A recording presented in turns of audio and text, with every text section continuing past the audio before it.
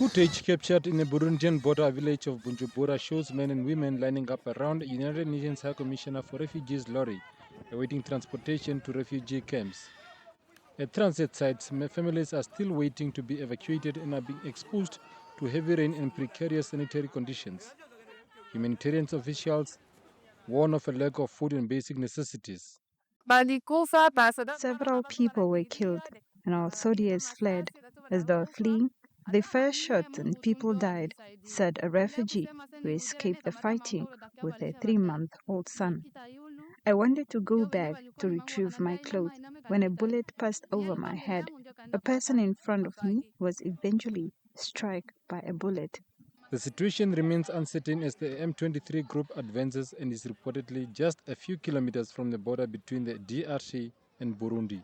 Frightened families are waiting their turn to be evacuated with their children and the few belongings they manage to carry, despite bad weather and hazardous terrain.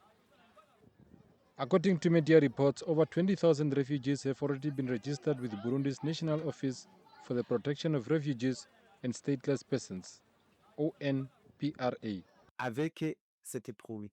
With this rain, it's a real problem.